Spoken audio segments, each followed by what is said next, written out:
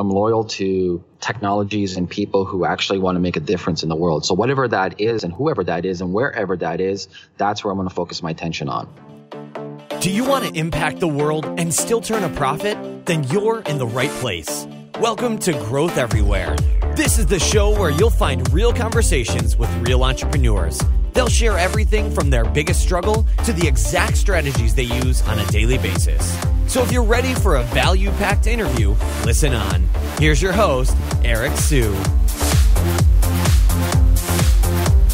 Before we jump into today's interview, if you guys could leave a review and a rating and also subscribe as well, that would be a huge help to the podcast. So if you actually enjoy the content and you'd like to hear more of it, please support us by leaving us a review and subscribe to the podcast as well. Thanks so much. Okay, everyone. Today we have Ameer Rosic, who is the co-founder of Blockgeeks. He's a serial entrepreneur, marketing expert, and investor. And actually, if you check out his YouTube channel, he's got a lot of videos around the world of cryptocurrency, marketing, entrepreneurship, and more. Ameer, how's it going? I'm good, Eric, man. How you doing, brother? Good to have you, man. So why don't you tell the world a little bit about kind of who you are and what you're up to nowadays? Yeah, my background, like you said, serial entrepreneur. I got the bug for business in a young age. I got kicked out of high school, actually, in grade 9, never went back, and been doing businesses ever since. A lot of failures, a lot of successes, a lot of lessons, smiles and frowns and ups and downs. And in the last couple of years, got really involved in blockchain space. Previously, before this, my last company was in e-commerce in Hong Kong in clothing. And then around that time, I was trying to look for a new exponential industry to enter. And a good friend of mine, Dmitry Buterin, his son Vitalik Buterin, came out with the Ethereum white paper around that time. And exactly around that time, I was introduced to a bunch of other Bitcoin companies because we're from Toronto. And I don't know, for some reason, it's a hub spot over here. Ethereum's from here. You got Peter Todd from the Bitcoin team over here. You have Hyperledger over here. It's a good epicenter over here. So there's a great community. And then I was blown away by the technology that blockchain promises, not just from Bitcoin. Because when I first got involved with Bitcoin, I understood it, but I wasn't really deep into it. And I really didn't understand the overall encompassing power of the actual underlying technology. But when I did, then I'm like, I have to be involved.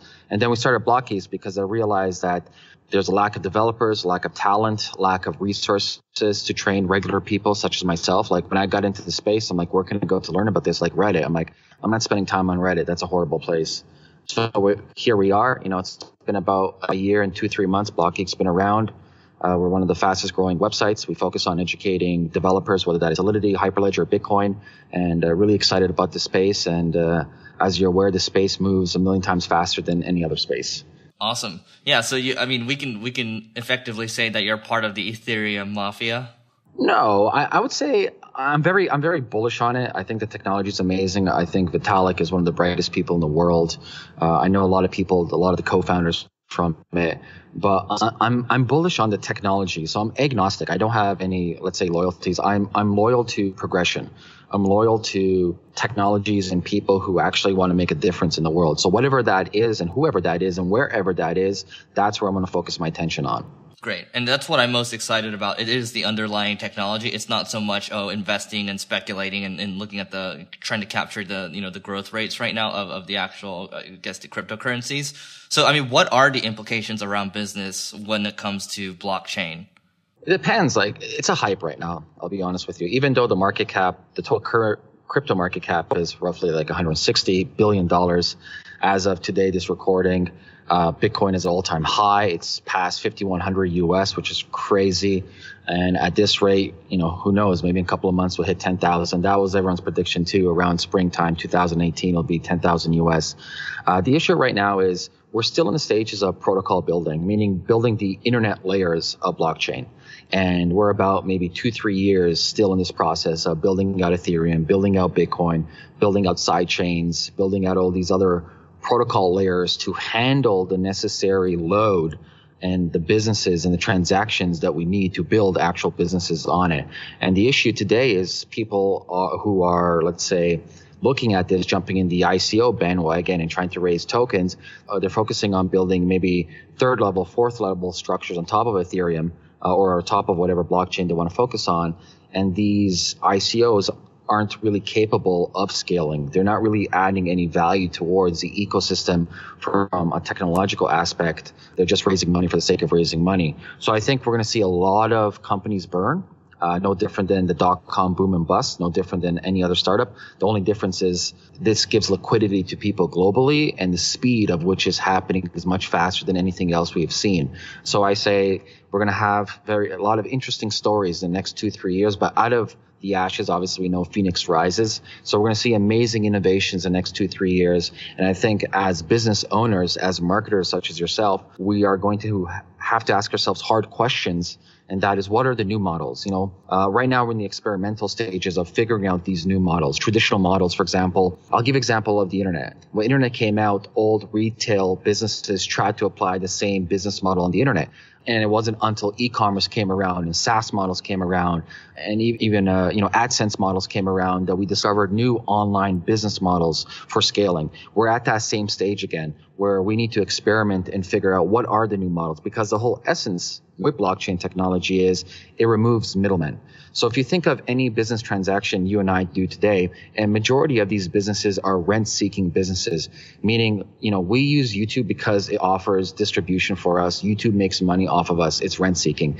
Amazon could be rent-seeking just because we use Amazon, and because they have distribution, they take a percentage of our sales, right? So rent-seeking businesses, they are in trouble because with blockchain technology is a peer-to-peer decentralized platform, especially if it's open source where nobody owns it and everybody's just putting code into it, that changes the whole paradigm of business. It's like, what is the business model then when there is no rent-seeking type of model? So we have to start thinking outside the box and start experimenting with very difficult questions and asking ourselves, what will be the new business models and what are the necessary tests and experiments we need to do in order to figure this out? Yeah, so an example of this in play, because let's just meld tech and marketers, I guess. You look at let's look at Medium, for example. Now, instead of people buying ads or people selling ads, things like that, I can just go directly to you and say, hey, you pay me a microtransaction of 1 penny or 10 cents for reading my article. Is that an example? Yeah, pretty much. And I'm glad you brought up Medium too, because they had a big failure with their ad platform. It wasn't a success. So they're trying to experiment right now with their $5 a month premium plan for people to have access. And through my sources, so I might be wrong, but through my sources, I've heard their collapse that we have right now is actually a test ground for some potential crypto tokenization mechanism in the near future. So imagine, you're right. Imagine you are a Medium, instead of marketers working with Medium and then Medium paying you as a content provider can actually say, hey, I'm willing to do X, Y, and Z. Here's my cost. Me, as the business looking to promote myself, I directly go to you. So it's a peer-to-peer, one-to-one transaction. So the question is, how does Medium make money? And these are tough questions we need to answer. Maybe make your own decentralized crypto and use it in Medium. Or Medium creates a premium service for content creators that content creators use, or a premium service that, let's say, businesses use. So I'm not too sure. These are still questions that we need to experiment, and we need to, let's say, scientifically look at and figure this out on a large scale as well. Got it. Now, just so people can understand this more, just so it can become a little more tangible, what are 1 or 2 blockchain projects that you're really excited about? I'm still Ethereum's one of them. Bitcoin is a king. How about like a DApp? Cyber Network's really good at decentralized exchange. I think exchanges are a big weak point in the space because it is centralized, it's controlled by people, and it can be shut down any time. And if your business model is token appreciation, that you're hinged on exchange. If exchange delists your token and shuts down, your whole business shuts down. So imagine you and I having a stock on whatever the NASDAQ or the New York Stock Exchange, and the New York Stock Exchange decides to delist us. What happens to our stock? It plummets. It goes down the drain. It's no difference in the crypto space. So decentralized exchanges, identity management. So I really like what Cosmos is doing as a sidechain network, as a spoken hub network. Polkadot looks really interesting.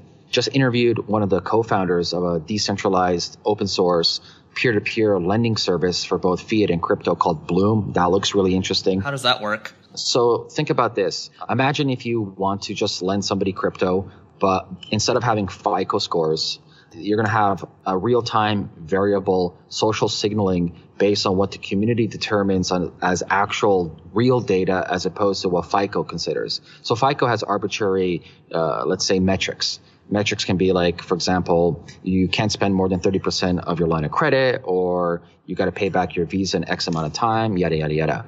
But those actual metrics don't really prove back the credibility as either the person receiving the funds. So instead of having that model, imagine you and I are part of this decentralized network where the community itself figures out through, say, semi-AI or oracles, we actually figure out proper social signaling mechanisms to figure out what type of social behavior you are as a human being. And that social behavior is actually a much brighter and much more accurate signaling factor into the likelihood of you paying back those loans.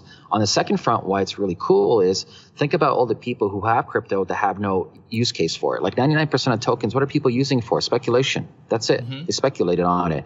The Bitcoin, Ether, Litecoin, Monero, there's like maybe 4 or 5 actual cryptos that people use it on a daily basis for an actual specific or multiple specific needs. And a lot of people may be sitting on a couple of $100s or a couple of thousands of dollars of crypto, and they're looking to make some money off of it. So there's going to be a big loaning opportunity for people globally. So I think that's pretty interesting. And the fact that it's open source also, it's more in favor to me as opposed to a closed centralized system controlled by a few people. Got it. Awesome. Yeah. So for those of you that are, you might feel like this is going over your head right now, I highly recommend checking out blockgeeks.com and also checking out Ameer's channel. There's just so much to learn right now, and it's still very much in the nascent stages. I was telling Ameer, I was at a blockchain conference earlier this week, and it was a pitch fest. Everyone was talking about their ICOs, and we'll talk about that in a second. But at the same time, going there, understanding that, damn, I don't know anything, is pretty amazing to me, because I'm excited about the underlying technology, but still I don't know anything at all. But Ameer, before we jump into Blockgeeks, final note is, what is an ICO first, and what is all the hype behind it right now, these things? Well, ICO stands for initial coin offering. The first ICO was Ethereum itself. So Ethereum raised money via Bitcoin, and they raised $18 million in roughly 42 days. The ICOs today, people are using Ethereum's platform for the most part, 99% of people. And they use a coding system called ERC20. So they use a bunch of smart contracts on Ethereum to create their own token, not a crypto. So before we continue, I want to state there is a difference between a Bitcoin and there's a difference between, say, an ICO token. Bitcoin is an open source, decentralized crypto, not controlled by anybody, that runs on a specific consensus model called proof of work. A token is built on top of Ethereum that the people who have the token can implement any consensus, any token model, and any token allocation mechanism they want. So consider them like the Federal Reserve System, where they can do whatever they want. So basically what people are doing right now is they're doing these ICOs to raise a shit ton of money for their weird projects, and 99% of these projects are absolute garbage. And it's being fueled by a lot of greed, and a lot of speculators are going in, and don't get me wrong, a lot of people are making money, but a lot of people are getting burnt at the exact same time. However, what we do see right now is I see it's a good opportunity to learn from ICOs. And I think ICOs are revolutionary. I think we're going to see an evolution to crypto equity, crypto dividends, better liquidity, better control mechanisms for both investors and entrepreneurs. But we're in the wild, wild west stage right now where, fuck, man, you and I, sorry for swearing, but yeah, no worries. If you and I literally said, hey, Eric and Ameer are doing ICO for this new interesting blockchain AI mumbo jumbo, I guarantee you we'll raise $20 million. That's how crazy the hype is today. That's scary. And it's funny, when we met up in Toronto, we had a guy with us that wanted to do an ICO, and you turned him away from it. So what was the logic behind that? Okay, so first of all, not all businesses need a token. It's very seldom that your business needs a token. So tokens solve a specific problem. Blockchain solves a specific problem. It's not, people say blockchain all things. No. Remember, blockchain takes the middleman away. A token for a utility serves a specific problem. For example, the crypto Ethereum, it serves a specific utility for gas, for calculations, for transactions, etc. Bitcoin is a utility of a stored value, etc. So what's the problem is people are fabricating make-believe problems, creating these tokens that serve no utility whatsoever in the ecosystem. It does nothing. So people are giving money to these ICOs. The token, they don't use a token on a daily basis. The token doesn't do anything to business. And basically what everyone's doing right now is they're buying more tokens for arbitrage to buy more Bitcoin or Ether. It's a race to the bottom. Literally, if you look at ICOs, it's going to be a race to the zero. They don't do crypto economics properly. So crypto economics is a study of cryptography, mathematics, social psychologies, economics, all put together to figure out what is a proper consensus mechanism, consensus model to create an online cryptocurrency that actually has longevity, has use case, has more input values as opposed to more output values. So the issue right now, people are just throwing up make-believe white papers saying, hey, we're raising 1 trillion fucking tokens and we're giving it away for 50 cents to everybody. And, people jump on board. They might make double up their money and they just liquidate the token. If everybody goes to a website called Woobull, I think it's Woobull. Let me double check. Yeah, it's Woobull. So what he did is he plotted more than 200 tokens the last 6 months. And what you see is literally, except for and he doesn't name names, but except for the decentralized cryptos like Bitcoin, Ether, Monero, etc., you literally see every token rushing to the bottom to zero. It's a race to the bottom to nothingness. Wow. So just final question around ICOs. I mean, let's say I buy into an ICO, let's say you launched Ameer token and I buy into it, right? What am I getting exactly? Nothing. You don't get equity. You don't get dividends. You don't get rev share. You don't get IP rights. You get nothing. You get literally nothing. There you go, guys. You're going to make believe stories saying this might be worth something in the future if all you guys decide to use it. Yep. It's scary, man. Anyway, I mean, we can go on and on about this. I'm so curious about this space and you're so knowledgeable. So, I do want to talk about Blockgeeks. So what is Blockgeeks exactly? What do you guys do? And then how's the business going today?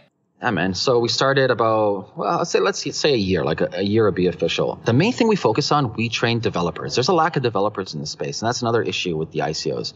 At the top, there's maybe 500 legit full stack blockchain devs and people who really understand crypto economics. There's maybe 20, 30 human beings globally.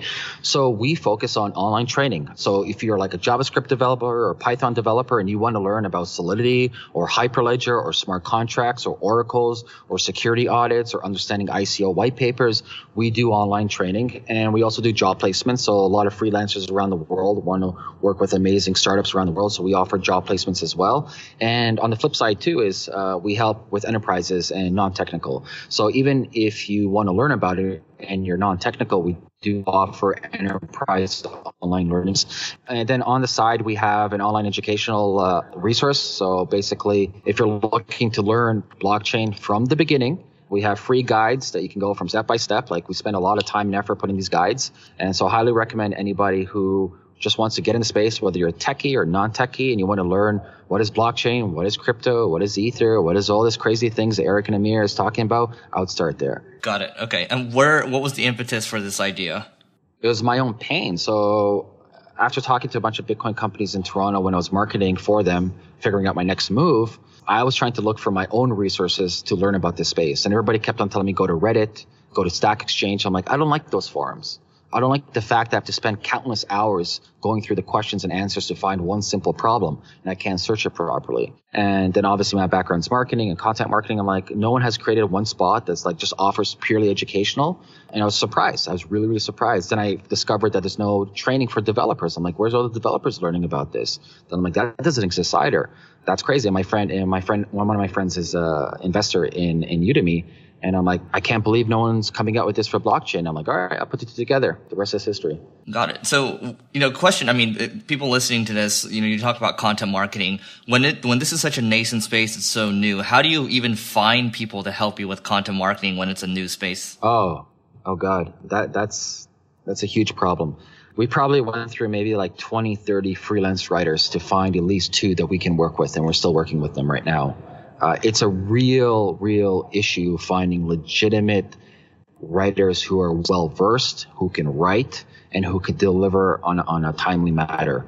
So it's still a pain in our ass. We're always looking for more people because it's different. You have a lot of other blockchain websites and Bitcoin's websites. It's all news-related, right? Transcripts, news, hype, yada, yada. For us, it's just all our content's evergreen, purely educational. We do no promotions. We do zero news. We do zero stuff about investing. It's very, very educational. So finding these people has been a tremendous problem for us. But like you said, it's a new space and seldom people understand it at such a level and seldom people that exist to understand it at such a level and then to write about it. But we're always looking, and if someone's listening to this and they think they can contribute to this and you can write both from a technical and non-technical angle, more than happy to speak with you. Awesome. What are some numbers you can reveal around the business? Could be growth rates, traffic, whatever. Within a year, we're doing 1 million organic visits to Blockgeeks off of Google. Wow. Okay. And that, again, I mean, it ties back to, writing super epic stuff. You're talking a couple thousand words or so. And, it's actually world class from what I've seen. Yeah, all our guides are minimum 2,500 words, edited. We spend a lot of money on custom images. Like, we spend a lot of resources on these guides. So I would say from a marketing standpoint, quality over quantity. Obviously, you have to find the equilibrium for that. But also then understanding like marketing of that. It's one thing to come up with these like beautiful guides, but how do you market it? Where do you market it? You know, how you're doing for email list growth, etc. But if I had to summarize and look at my like Pareto principle, the 80-20 rule, you know, I would recommend every business, regardless of who you are and what product or service you sell, really focus on building the best possible quality content out there. Great. And then, so, I mean, business has only been around for a little over a year or so, and I guess we can talk about your broader business experience. Is there any one big struggle that you remember while growing any business or anything in entrepreneurship? There's many struggles. Tell us about one that you remember that sticks out. For me, don't go into business with family members. Tell me more. You know what I mean? Like, and even friends, family and friends. It's one thing to be a friend to somebody or a brother or sister to somebody. It's a second thing to go into business and actually put each of your money in. And money changes people. It changes the paradigm. It changes the relationship. So I would say don't ever rush into any business deal. So I'm a firm believer now in the slicing the pie model by Mike Moyer, where nothing is rushed in, where at the beginning, you guys have a contract, but the contract is an open variable contract where everybody tracks their inputs, what they want to do. It's very similar to like the OKRs and KPI model. So basically how it states like, okay, let's say Eric and Ameer want to go into business. And traditionally it'd be like, okay, Ameer put in 100, Eric put in 100, 50-50. We realize in a year we hate each other, and now it's complicated. We're fighting over money. Everything's on a corporation, shareholders agreement. We got to go to lawyers. We got to spend more money. It's horrible. And I've been there twice, and I never want to repeat that process. As opposed to slicing the pie model, where it's like, screw the incorporation, not even waste money or anything. Let's write down a simple contract where it states, okay, Eric's going in 50, I'm going 50. We're putting this money on the side. But this 50-50 is not set in stone. This 50-50 is based on what Eric agrees he's going to input, what I agree, what I'm going to input. And every single Friday, we go through the OKRs, we go through our KPIs, and we see if we are holding up to our agreements that you, as the partner, agreed upon. And then every quarter, we look at it like, hey, are we upholding our agreement? Is everything going well? What is the relationship to the business itself? What is the relationship to us? So we audit ourselves every 90 days. And through this audit, you realize certain patterns. You realize that what you said at the beginning may not be true in 90 days. So you can recalibrate your plan. So maybe in 6 months, it's not 50-50. You know, maybe I realize I'm not cut out for this, or I can't really spend that much time as I thought I could spend in. So instead of 50-50, it goes to 70-30. Eric gets 70, I get 30. So the whole idea is you do this for about a year or two, kind of like dating somebody. You don't marry somebody within the first day, right? So we're dating each other for like a year or two. Then after a year or two, it kind of equalizes into actually the relationship, how it looks like. And then from there on in, you can like issue shares, you can issue equity, and start like breaking down, you know, revenue models, etc. This would be a really good decentralized app. Yeah, there's somebody working on it. So I'm still waiting on that. Cool. Yeah, no, I'll buy into that too. So, you know, before I forget this question, it just popped into my head. I mean, where else would people go besides Blockgeeks, besides your YouTube channel, to get better at learning everything around cryptocurrencies? You talked about these white papers, things like that. Anything else people should be looking at? Honest to God, my problem at the beginning was Reddit. Like, if you want to spend time, Reddit, it's the best resource for like one spot for like all these different projects for everything. So besides Blockgeeks, I would say Reddit, and depending on what angle, like depending if you're coming in as an investor or as an entrepreneur, there's I would look at what Naval talks about on Twitter. I would look at what's his name? Chris Bernesky, I believe his last name is, on Twitter as well. Yeah, Bernesky. Cool. Yeah, so, Twitter, Reddit, Blockgeeks, just kind of juggle around and see where you fit into the ecosystem, right? Everybody's different, whether you're an investor, an entrepreneur, or technologist, etc. A couple more questions as we work towards wrapping up. How do you structure your day? Great question. I'm a firm believer in chunking. So basically, let's say right now, like I'm having this podcast with Eric. I had 2 podcasts before this. So every day is based on certain activities. Today is interview and podcast day. So that's all I do, nothing else. I'm a firm believer that there's something called residual bandwidth, where if you're doing one task and going to another task, you leave a small amount of your bandwidth in that previous task. And that destroys your willpower, destroys your creativity. It just burns you out. It's like gasoline, right? The more you use it, the more it burns out. So I'm a firm believer in chunking, and then I'm a firm believer in giving yourself space to breathe. So for example, I like sprints, 3-hour sprints. Let's see what I can do in 3 hours. Then I take about an hour breather, then another 3-hour sprint. So usually midday, I take a break. I go to the gym. I do some Muay Thai over here or some MMA, about like an hour plus, give or take. And then no matter what, once a week, I do nothing. I take a day off, no electronics, no nothing. So I'm a firm believer in that model. But then I'm also a firm believer in figuring out how you function. I'm a morning person. I'm not an evening person. I wake up at 5 a.m. I get to work right away. So I get a lot done before lunchtime as well. And then more in the afternoon and the evening, my brain tends to be slower. And then I can focus on mediocre tasks that don't really take up too much of my brain power, right? So know yourself first, know how you're wired. And then I would really focus on chunking your tasks based on the priorities that you want them to be finished in. Love it. Yeah, chunking is something we do a lot of over here. Actually, today's my podcast / interview today too, so I love it. There you go. What is one tool that you've added in the last year that's added a lot of value, like Evernote, for example? For SEO, I say Ahrefs. I really like their tool. Mixpanel for analytics, for our online courses, for Blockgeeks. Those are two of them on top of my mind I can think about, yeah. Great. And how about one must-read book you'd recommend to everyone? Seeking Wisdom by Peter Bevlin and Charlie Munger. Interesting. Okay, yeah, I was just going to say investing book, but obviously Charlie Munger. So, all right.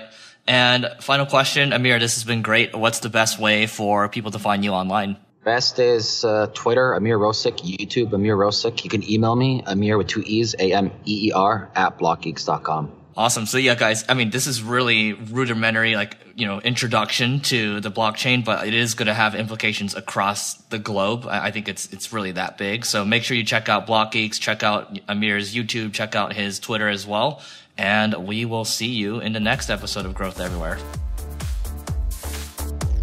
Thanks for listening to this episode of Growth Everywhere. If you loved what you heard, be sure to head back to growtheverywhere.com for today's show notes and a ton of additional resources. But before you go, hit the subscribe button to avoid missing out on next week's value-packed interview. Enjoy the rest of your week, and remember to take action and continue growing.